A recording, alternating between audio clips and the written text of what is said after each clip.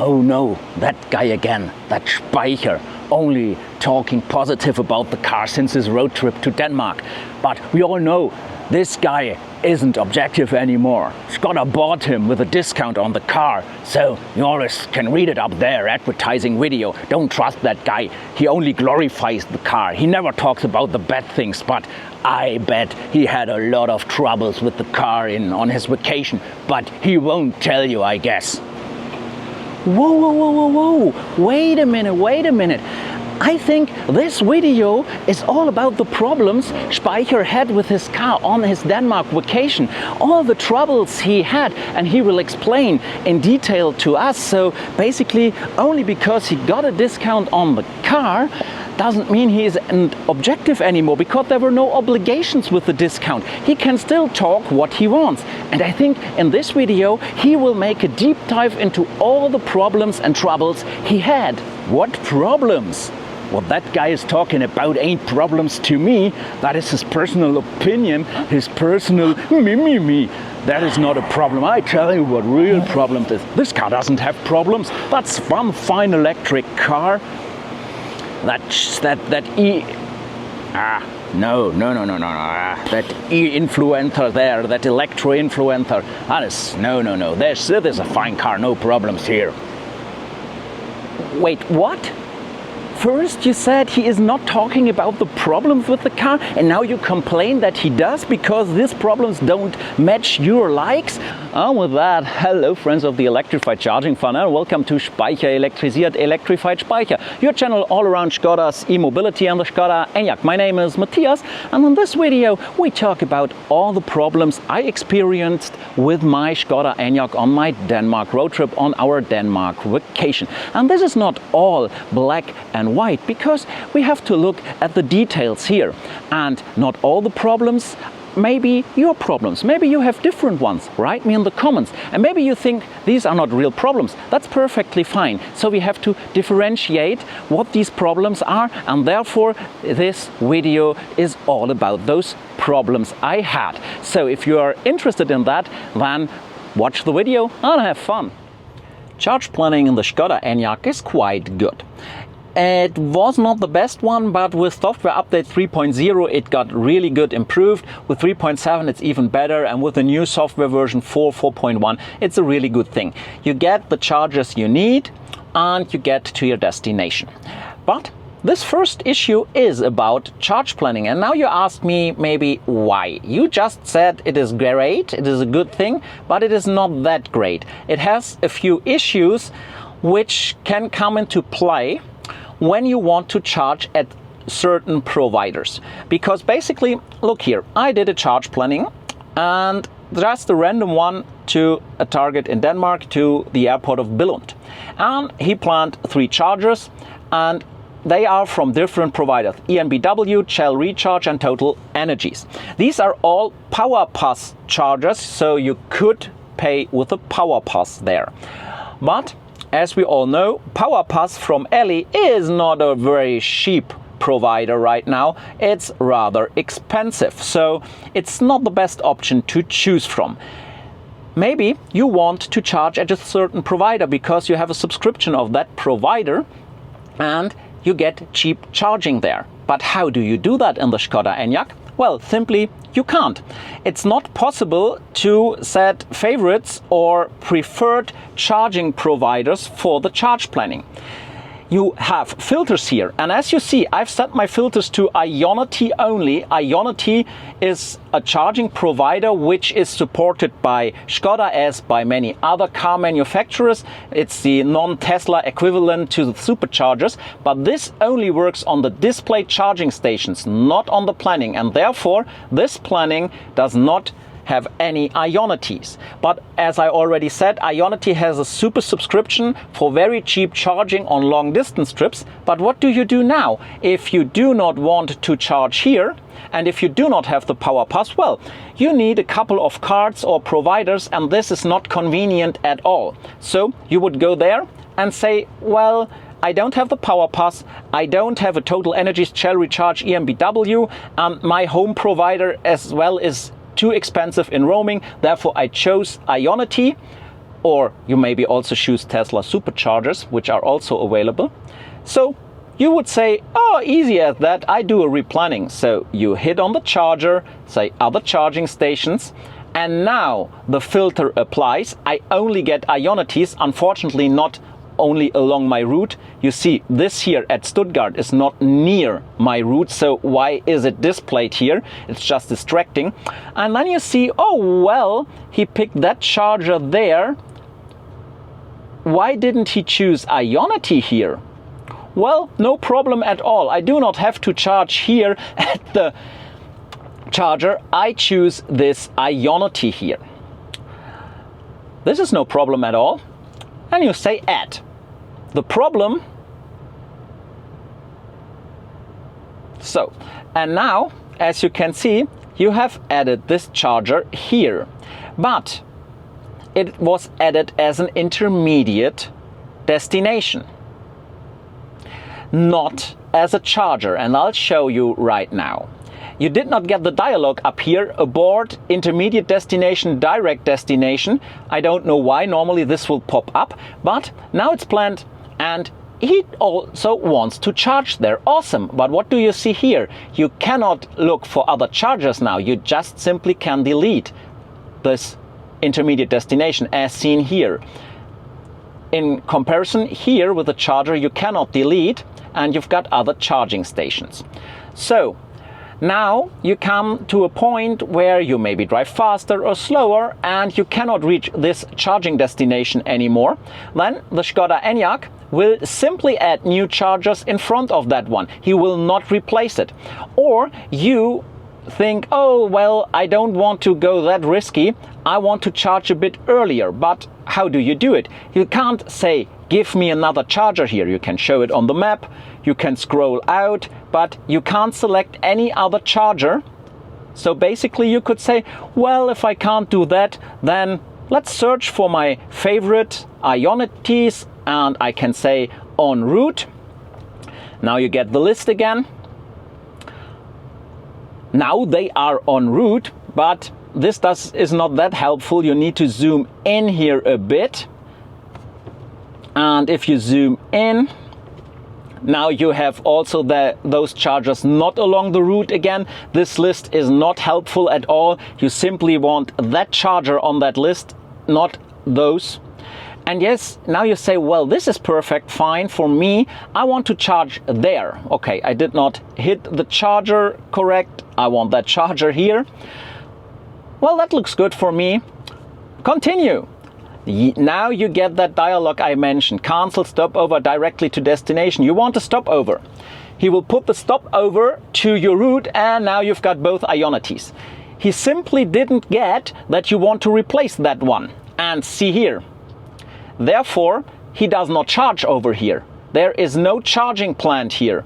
The charging is planned here. So basically you lost all the dynamic charge planning because he will go straight to both intermediate destinations, to both stopovers.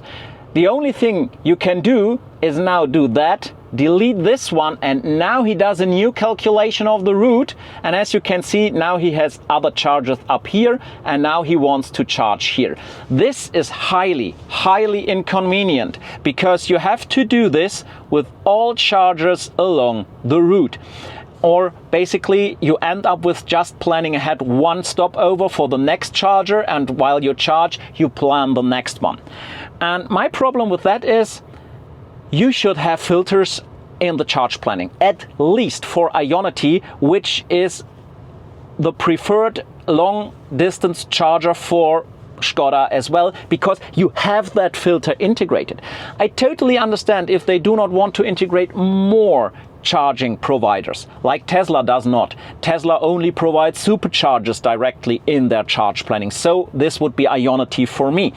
And it would be better to have even more charging providers. And now comes a very unpopular opinion, I guess. Instead of charging us for additional colors for your ambient lighting in the car, they could do that in the shop. They could ask you for a bit of money if you want 20 or 30 more charging providers as filters. You might find that unfair, but that would be a better price for a really useful thing than Lightning, or just add them for free if they would so. But don't have any influence on the chosen chargers in the charge planning. Is highly inconvenient and stressful when you're traveling, and definitely needs to be improved. The second issue I experienced has a bit to do with the first one. It's about charger availability and the data access to the charger availability in your Skoda ENYAQ. And basically, it is essential that you know that a charger is available.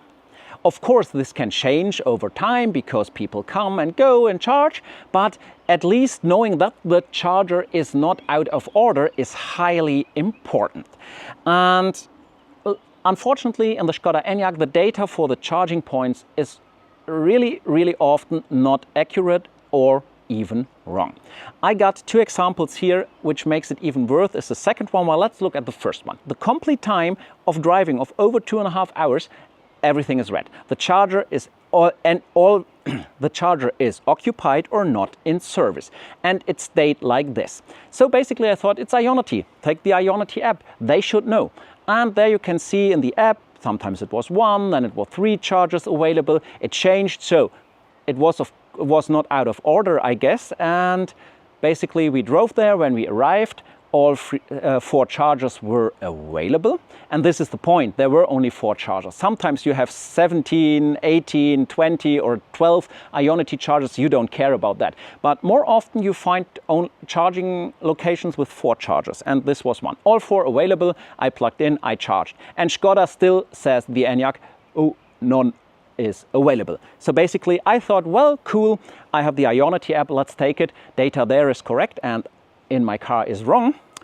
But this example, the second one, makes it worse.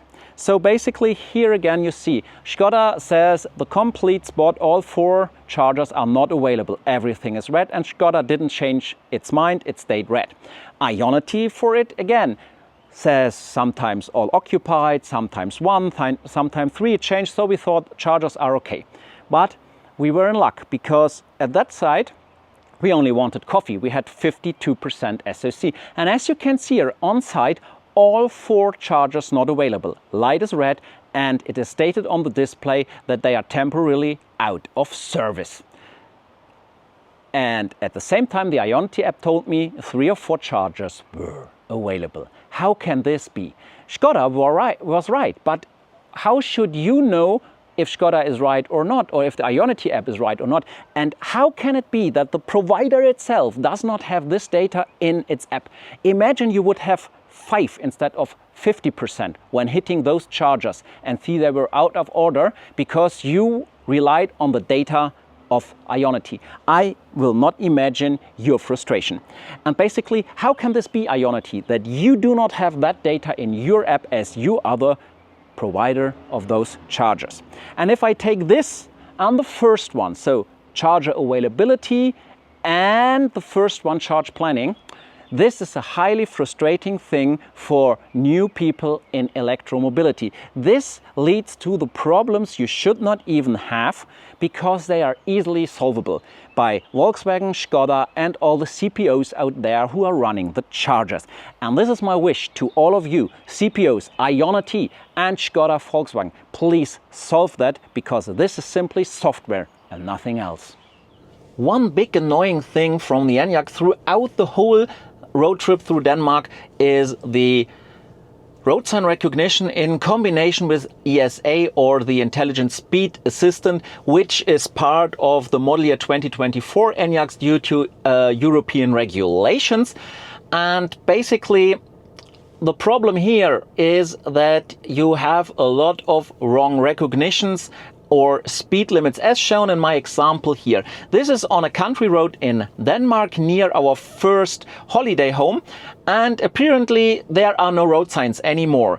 The holders of the signs are empty, but I bet there were 60 signs, because whenever we passed by, the ENYAQ thinks there is 60 instead of 80 and therefore wants to adjust the speed. And before you say anything, of course, I'm totally aware that you can deactivate the speed sign warnings. Just go here, hit speed warning, and it's gone, and all options are deactivated. But be reminded, due to the fact that there is EU regulation, it gets activated every time you shut down the ENYAQ. So basically with every new drive, it's activated with standard settings again. It's not allowed anymore to save the settings you do. But basically this would be the way to deactivate it. And I do not want to deactivate it. To be honest, I like speed warnings because sometimes you miss a sign or sometimes you don't see correct and you get warned and you can correct it, and that's a good way. That makes driving more safe, and therefore I like the speed warning. Most of the problems is not from the speed warning. It comes in combination with another fine feature within the travel assist. The travel assist you have has the feature to dynamically adjust to the recognized road sign speed limits. And basically this is a huge feature of the whole travel assist to help you in automated driving. And I do not want to shut it down or do not deactivate it. Of course you can do. I'll show you again. Just go down here to ACC, Adaptive Cruise Control, and there you can deactivate speed limit response. This gets saved. This is not resetted when you close the ENYAQ and start a new drive. This will be for all time there. But basically I don't want to deactivate that feature because I like it when driving. It makes driving more comfortable. But this leads to horrible situations, and we had one on the German highway with unlimited speed. I was driving at 150 kilometers an hour and suddenly the ENYAQ recognizes 40 and hits the brake hard. I reacted quick, I speeded up again and nothing happened. It was also my luck that there were no cars behind me, but imagine what would happen if you've got a car behind you, maybe even driving faster. And those ghost brakes occur due to wrong data.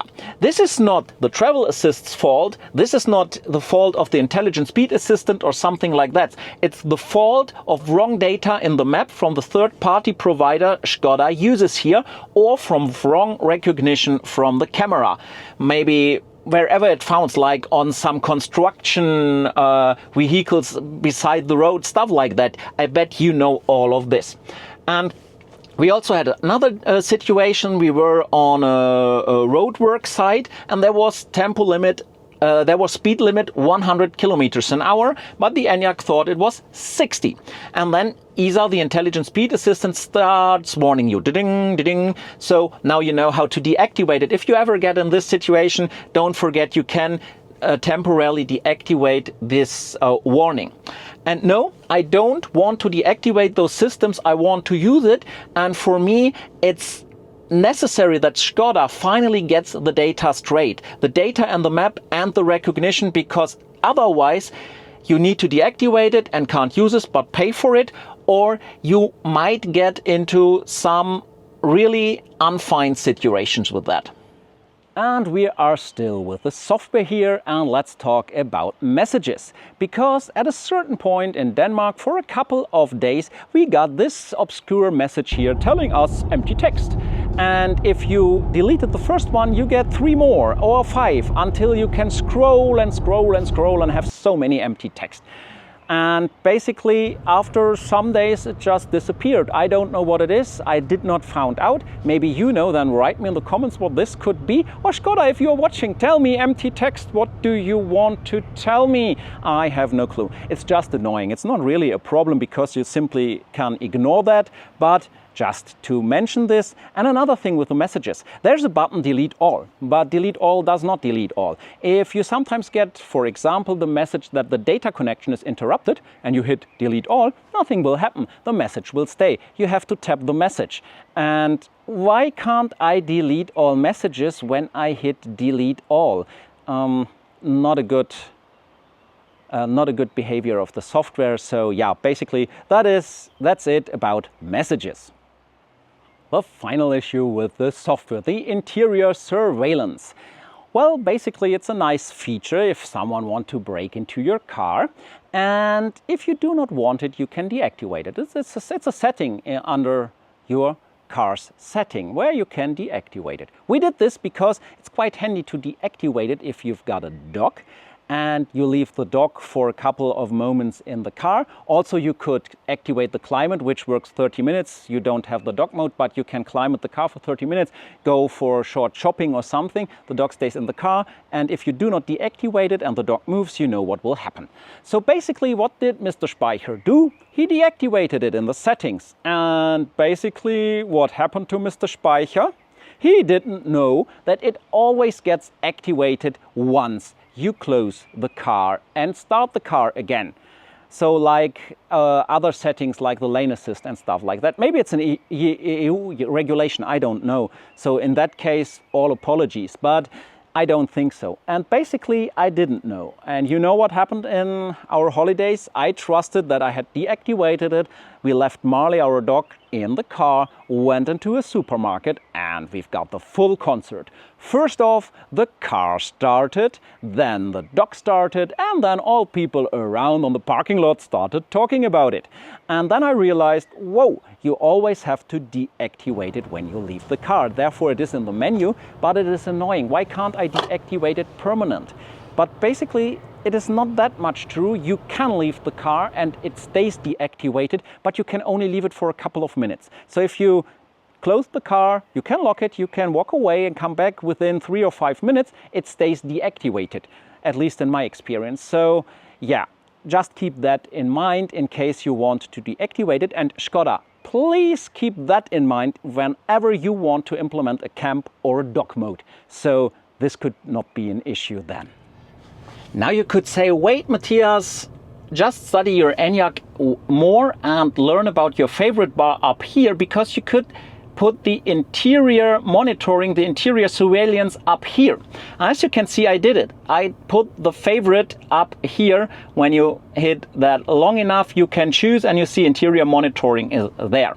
And basically this bar up here works like if something is active, it gets green, like auto hold or lane assist. And if it's not active, you see when I deactivate this, it gets white.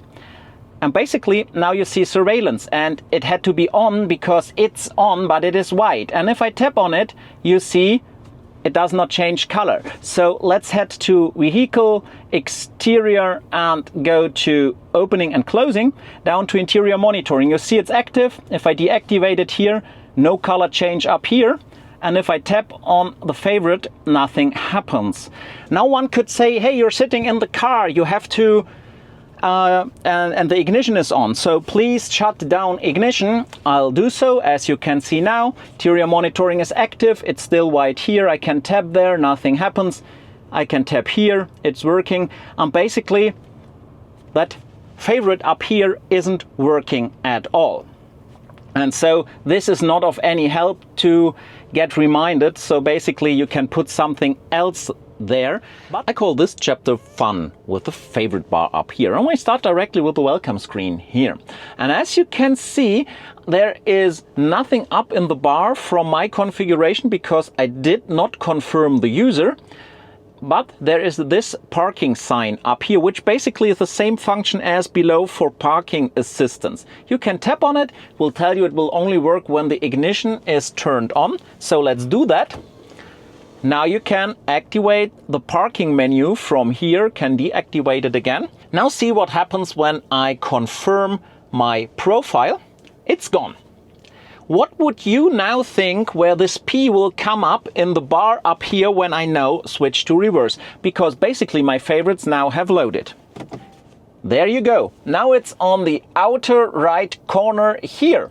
You can use the menu unless you're not in reverse.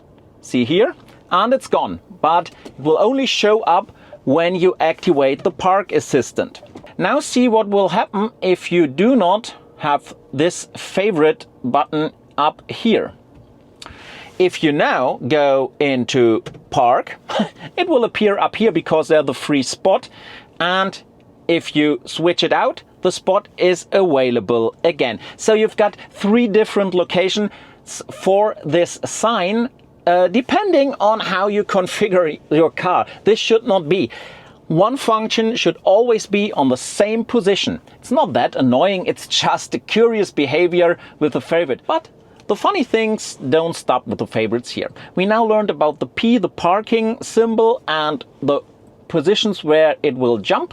Now I'm back to my normal configuration. We already learned that the interior monitoring does not work at all, but there's another funny behavior, and you can trigger this in two ways. The first one would be using the direct air conditioning in the My Skoda app, which you can only do when you're outside of the car, or to be honest, when you stop the ignition. The ignition is not allowed to be on when you start the conditioning from the app, but you can also do it directly here in the car.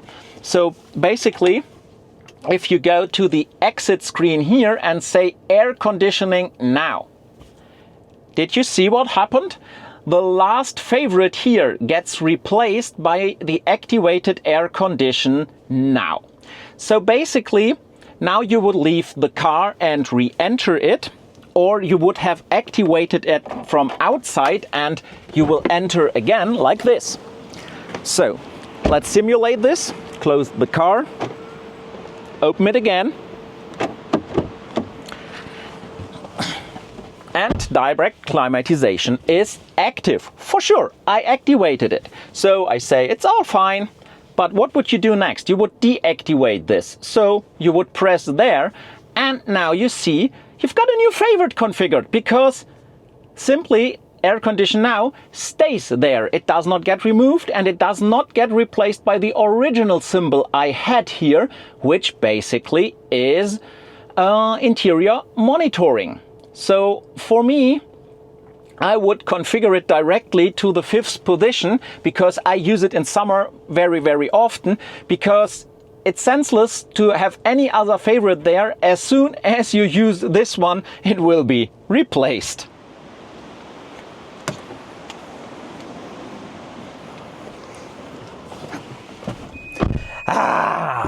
And this was for demonstration.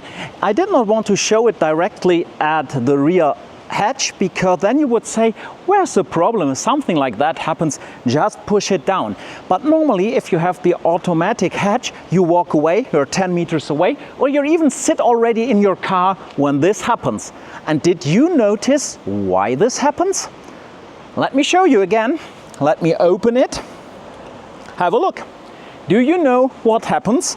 Well, the first guess I had on my vacation is this protective cover for the entry and exit of the dock. So I put it even more carefully aside, looked at everything and tried again. And as you can see, it will not close. Same error. And this got me, and this really goes on and on and on. And I was searching and I was looking. So come with me and have a look, and I'll show you what happens. So, can you tell me right now what's wrong here? Down here, what is really wrong, let me show you, is this little piece of plastic here. This is a bit stuck. I show you again here. Now you see it. I can push down here, but not here. Sometimes when it snaps back, it snaps a bit too high and gets a bit locked. So as you can see, I need a bit of pressure to push it down. And this is even too much pressure to put down for the hatch, so it thinks there's something in between and stops going down. It took me literally hours to find that out. And then I noticed this little cheap piece of plastic on that over 70,000 Swiss francs of a car is the problem. How can this be? So basically now I have to cut a bit of plastic away to make it work. But this was so annoying, I tell you. And now let's come to the last problem with the ENYAQ. Basically, it's not a problem with the ENYAQ because it's not the fault of the ENYAQ, but it is your beloved other drivers on the road. At a certain location, we parked at an angle in parking lots which are in an angle, and one nice other driver thought it would be a good idea to hit the door straight into my sight. And as you can see, there is a dent and some of the color of the paint is off. And I don't know who that is, because that lovely guy or girl did not leave a message, did not wait for me, but just drove away. And I am sitting here and thinking, oh my, what will this cost to repair it? And basically you could say, well, Matthias, get used to it, it's a car, but a 2-month-old car with nearly 6,000 kilometers driven, it hurts a bit if you get something like that, and if nobody tells you that he did it, because now you're sitting on the coast and have to pay it yourself. And then when I cleaned off the sand from the car, I recognized 3 other dents on top on the roof. And as you can see here, they are small, but again, on 3 points there, the color is missing. So basically, I have no idea how this happens, because I cannot remember that anything hits my roof, but you see it. There is paint off the car, and now I have these 2 things which I have to repair, I guess, because paint gone is not so good. And I think, oh my, the costs.